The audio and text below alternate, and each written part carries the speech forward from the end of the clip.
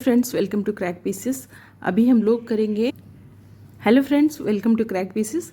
अभी हम लोग करेंगे गवर्नर जनरल से रिलेटेड प्रश्नों को करेंगे, इंपॉर्टेंट प्रश्नों को करेंगे। जो कल हम लोगों ने पढ़ा था बंगाल के गवर्नर जनरल और भारत के गवर्नर जनरल के बारे में हम लोगों ने कल किया था। तो आज की वीडियो में उनसे रिलेटेड सारे प्रश्नों को करेंगे जो विगत वर्षों में पूछे गए हैं। तो चलिए स्टार्ट करते हैं। पहला प्रश्न है, भारत में राजस्व एकत्र करने के लिए अस्थाई बंदोबस्त की शुरुआत किसने की थी? तो अस्थाई बंदोबस्त की शुरुआत किसने की थी? फ्रेंड्स? ये 1793 में किए थे लॉर्ड कॉर्नवालिस ने। तो इसका सही उत्तर हो जाएगा लॉर्ड कॉर्नवालिस। ठीक है। अगला प्रश्न है, ब्रिटिश शासन के दौरान मद्रास में रैयतवाड़ी की शुरुआत करने वाला कौन था? तो रैयतवाड़ी की शुरुआत किसने किया था? ये किया था थॉमस मुनरो ने। किसने किया था? थॉमस मुनरो ने। रैयतवाड़ी की शुरुआत मद्रास के 12 महल में किया गया था। 12 महल में। ठीक है।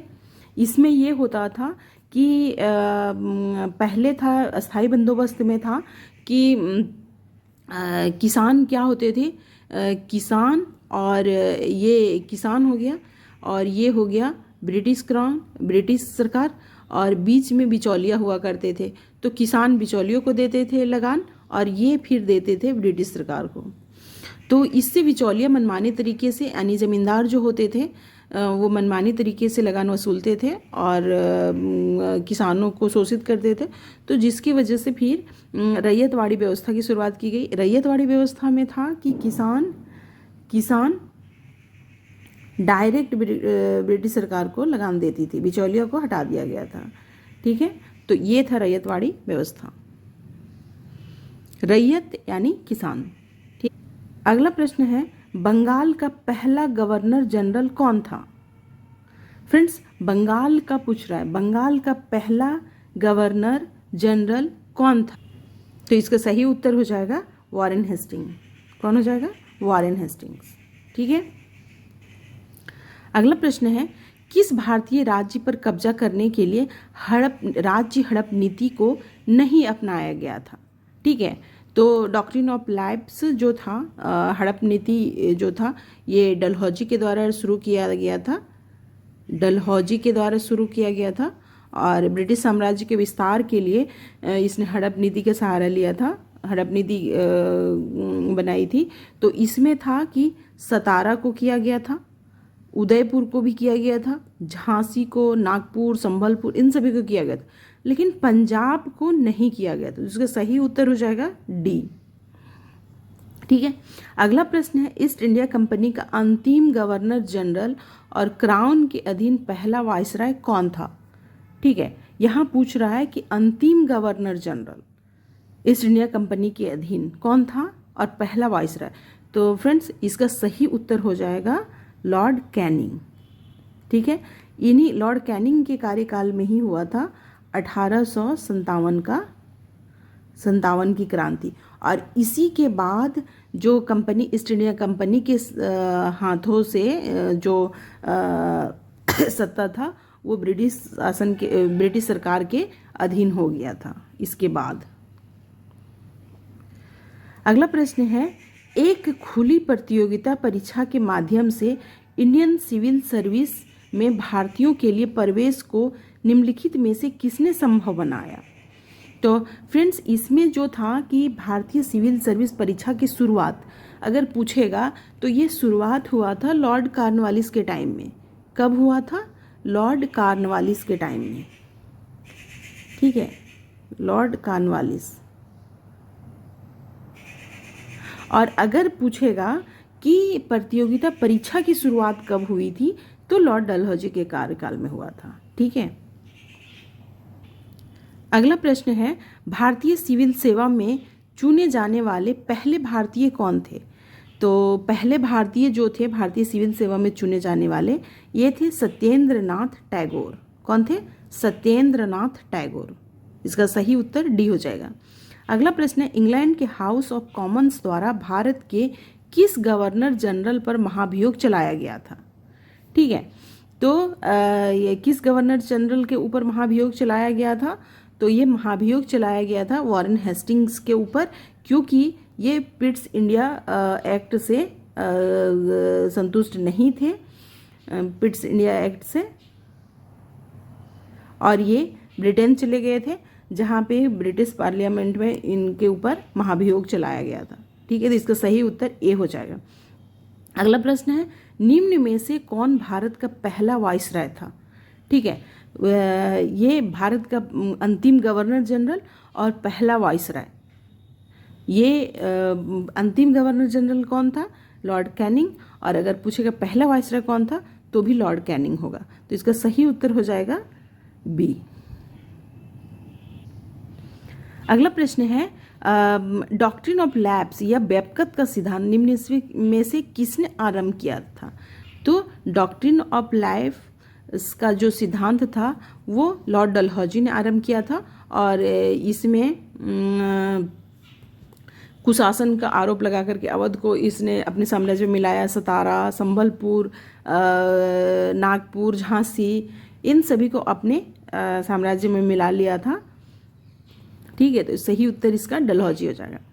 अगला प्रश्न है, भारत में पहली बार सन 1853 में किस स्थान से रेल यात्रा शुरू की गई थी? तो किस स्थान से की गई थी? तो इसका सही उत्तर हो जाएगा सी, मुंबई। मुंबई से ठाणे, मुंबई से ठाणे। ठीक है, अगला प्रश्न है, पिट्स इंडिया के एक्ट के अंतर्गत निम्न में से किसे स्थापित किया गया था? तो किसे स्थापित किया गया था? इसमें किया गया था नियंत्रण बोर्ड, नियंत्रण बोर्ड का स्थापित किया गया था। सही उत्तर बी हो जाएगा इसका। अगला प्रश्न है, एशियाटिक सोसाइटी ऑफ बंगाल की स्थापना निम्न में से किस गवर्नर जनरल के कार्यकाल में हुआ था? ठीक है, किस गवर्नर जनरल के समय काल में हुआ था? तो फ्रेंड्स, ये एशियाटिक सोसाइटी की स्थापना किसके समय काल में हुआ था? Friends, Asiatic Society of Bengal की स्थापना हुआ था 1784 ईस्वी में। ठीक है, और ये विलियम जोन्स के द्वारा किया गया था। किसके द्वारा किया गया था? विलियम जोन्स के द्वारा, बंगाल में। ठीक है, बंगाल में। ठीक है, बंगाल में किया गया था, लेकिन यहाँ पे किसके समय काल में पूछा है, तो इसका सही उत्तर हो जाएगा वॉरेन हेस्टिंग्स। ठीक है, अगला प्रश्न है, निम्न में से किसे सिविल सेवा का जनक कहा जाता है?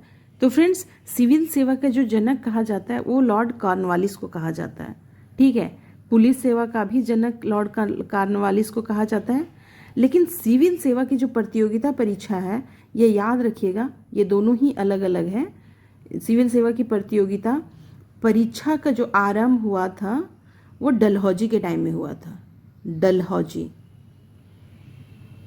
ठीक है, और इसमें जो है कि जो पहला जो सिविल सेवा क्वालिफाई करने वाले भारतीय जो थे वो सत्येंद्र नाथ थे, सत्येंद्र नाथ। ठीक है,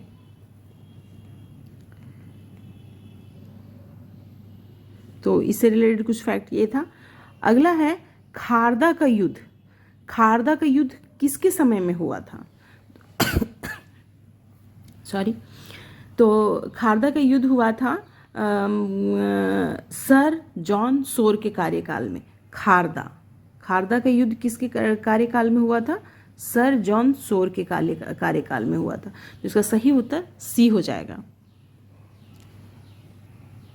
अगला प्रश्न है, रैयतवाड़ी व्यवस्था सबसे पहले कहाँ शुरू की गई थी? तो रैयतवाड़ी व्यवस्था सबसे पहले शुरू की गई थी मद्रास में। इसका सही उत्तर डी हो जाएगा। मद्रास के 12 महल में, 12 महल में किसने शुरू किया था? टॉमस मुनरो ने। ठीक ने, टॉमस मुनरो।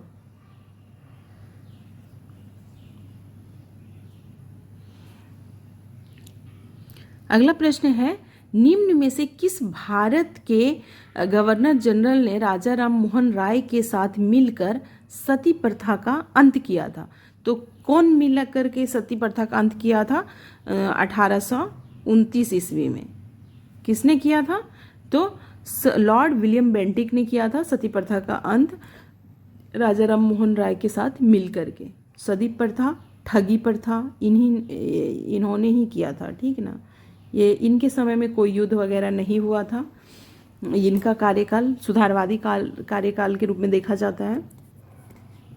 अगला प्रश्न है, निम्न में से किसने अंग्रेजी को भारत में उच्च शिक्षा का माध्यम बनाया था? तो फ्रेंड्स, उच्च शिक्षा का जो माध्यम बनाया था वो था लॉर्ड विलियम बेंटिक ही था। लॉर्ड विलियम बेंटिक ने ही भारत में उच्च शिक्षा का माध्यम बनाया था। अगला प्रश्न है, किस भारत के गवर्नर जनरल ने प्रेस को स्वतंत्रता दिलाई? किसने भारत में प्रेस को स्वतंत्रता दिलाई? तो ये इसका सही उत्तर हो जाएगा मेटकॉफ। मेटकॉफ के टाइम में ही प्रेस में स्वतंत्रता मिली थी। अगला प्रश्न है, टीपू सुल्तान चौथे एंग्लो मैसूर युद्ध में मारा गया। ये युद्ध किस बंगाल के गवर्नर जनरल के समकालीन था? तो टीपू सुल्तान जब मारा गया उस समय बंगाल का गवर्नर जनरल कौन था? तो इसका सही उत्तर हो जाएगा, कौन सा हो जाएगा? Lord Wellesley. Friends, 4 Anglo Mysore युद्ध हुए, उसमें से 4th मैसूर युद्ध में 1799 में ये हुआ था और इस समय जो बंगाल का गवर्नर जनरल था लॉर्ड वेलेस्ली था। इसी समय टीपू सुल्तान की मृत्यु हुई थी और इस समय श्रीरंगपट्टनम की संधि हुई थी। कौन सा? श्रीरंगपट्टनम की संधि, ठीक है। तो ये था इसका सही उत्तर है इसका डी। अगला प्रश्न है, निम्न में से कौन 1857 के विद्रोह के समय भारत के गवर्नर जनरल के रूप में कार्यरत थे? तो भारत के गवर्नर जनरल के रूप में जो कार्यरत थे वो थे लॉर्ड कैनिंग। तो इसका सही उत्तर सी हो जाएगा, लॉर्ड कैनिंग। 1857 में जो हुआ था विद्रोह, उस समय लॉर्ड कैनिंग ही थे भारत के गवर्नर जनरल। उसके बाद भारत के गवर्नर जनरल के पद को वायसराय के रूप में परिवर्तित कर दिया गया और ये क्या हुआ कि ईस्ट इंडिया कंपनी के हाथों से सीधे ब्रिटिश क्राउन के हाथ में चला गया था सत्ता। अगला प्रश्न है, हड़प नीति के तहत ब्रिटिश राज्य में विलय होने वाला पहला राज्य कौन सा था? तो फ्रेंड्स, ये पहला राज्य जो था वो था सतारा। कौन सा था? सतारा, सतारा महाराष्ट्र। तो इसका सही उत्तर हो जाएगा बी। अगला प्रश्न है, निम्न में से किस भारत के गवर्नर जनरल के शासनकाल में रेलवे और संचार प्रणाली की शुरुआत हुई? तो इसका सही उत्तर हो जाएगा लॉर्ड डलहौजी। डलहौजी के कार्यकाल में 1853 में रेलवे की शुरुआत हुई और संचार प्रणाली के 1854 में हुए। रेलवे की शुरुआत मुंबई से ठाणे तक हुई थी और संचार प्रणाली की शुरुआत आगरा से दिल्ली तक हुई थी, ठीक है। अगला प्रश्न है, लॉर्ड वेलेस्ली के द्वारा शुरू सहायक संधि प्रणाली को निम्न में से किस स्थान के शासक ने सबसे पहले स्वीकार किया था? तो ये हैदराबाद के निजाम ने किया था। कौन किया था? हैदराबाद के निजाम ने। तो इसका सही उत्तर बी हो जाएगा। अगला प्रश्न है कि श्रीरंगपट्टनम की संधि टीपू सुल्तान और किसके बीच हुआ था? तो फ्रेंड्स, श्रीरंगपट्टनम की संधि जो हुआ था टीपू सुल्तान और कॉर्नवालिस के बीच हुआ था। कॉर्नवालिस के बीच हुआ था, ठीक है, 1799 में। ये चौथा एंग्लो मैसूर युद्ध के टाइम में हुआ था संधि, इसका चौथा 4th एंग्लो मैसूर युद्ध। और इस चौथे एंग्लो मैसूर युद्ध में ही टीपू सुल्तान मारा गया था। उस समय जो गवर्नर जनरल था वो था लॉर्ड वेलेस्ली। लॉर्ड वेलेस्ली, ठीक है। अगला प्रश्न है, निम्न में से किसे आधुनिक भारत के निर्माता के रूप में जाना जाता है? तो इसका सही उत्तर हो जाएगा लॉर्ड डलहौजी। डलहौजी को कहा जाता है, इन्होंने रेलवे, संचार और इन सभी चीज़ों का, सड़कों पे ज़्यादा ध्यान दिया था, इन्होंने सुधार किया।